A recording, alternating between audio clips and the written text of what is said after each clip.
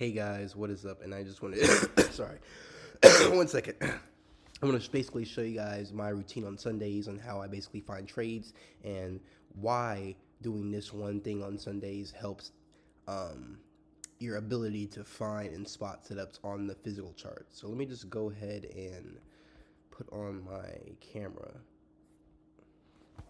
Just give me 1 second here. You can fast forward, skip the video until, because I'm going to need a second to do this. I don't know why I didn't just start this at the beginning. My fault. Just give me 1 moment. Slow. There we go. Okay, yeah, you're going to have to skip unless you want to see. Okay, yeah. All right, this is fine. So we're going to go ahead and press start. Yeah, entire screen. Yeah, I'm sorry guys, I should have done this in the beginning of the video. I hope you guys all skipped if you're watching this. Alright, so here's the first thing. The first thing you want to do, what I usually do on Sundays, besides the obvious, which is when you're on the chart, you're going to want to actually go and clear out all your trade setups that you had prior week. So that what that means is go on the chart, press X, and clear out the whole screen. And so on Sundays, I go to the site Forwards Factory. You guys are familiar with it if you trade the news. Forwards Factory. I only trade based off the news because the news essentially is like an indicator that indicates volatility. It tells you when there's volatility in the market, hence movement. Because if there is no volatility, there is no movement. So if you're a supply and demand trader, ICT, if you trade fair value gaps, liquidity, using and utilizing and knowing when there's news in the market can help whether you're a futures or a forex trader. So I highly recommend that. Let me just turn on my fans. So yeah, so today's Sunday. We have Chinese news coming out. Monday, USD news is coming out. So that's why I actually went ahead on the charts. And what I do is I will actually choose one to two trade setups, and I trade based on per day. So like if there's Euro news on Tuesday and there's Canadian and Japanese yen, I'll choose a pair, 1 or 2 pairs that have both of the currencies that are coming out and moving.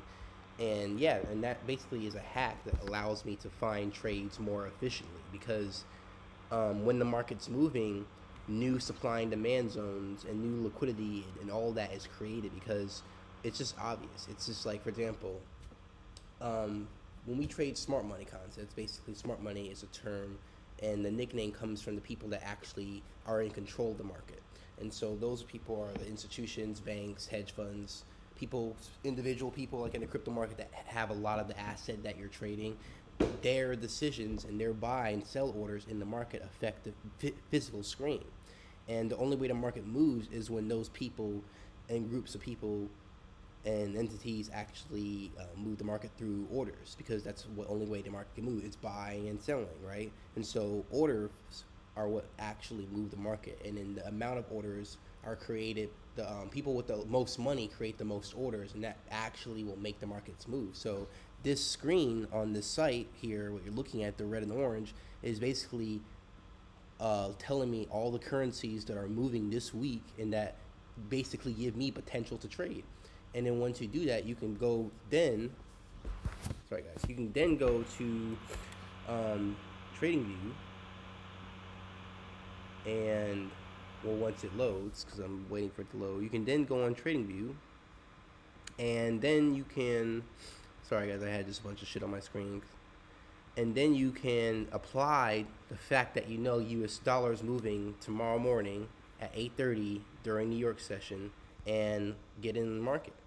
And if I know that the US dollar is moving, so I can actually correlate that with my trading bias. So if my trading bias is that we're bullish on NAS and we have US dollar news coming out tomorrow, then I can actually, based off my bias, expect the market to move and add demand. So right now we're in a bearish market on the short term trend right now for NAS, but since there's a major US dollar news tomorrow, that can actually potentially add demand to this and disrupt, like you see here, the red and green, disrupt the previous bearish trend, and actual from the news, price can break out of that trend and correct itself before going up and forming a new trend.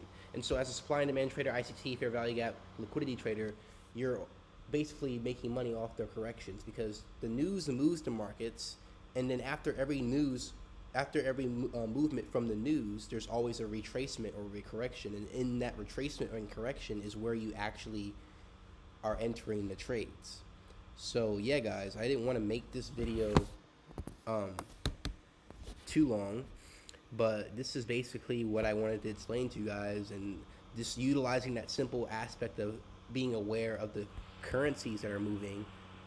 It shows you what to focus on so you can actually find trades. So if there's only US dollar moving and that's the most volatile, I'm going to focus on assets with the US dollar, right?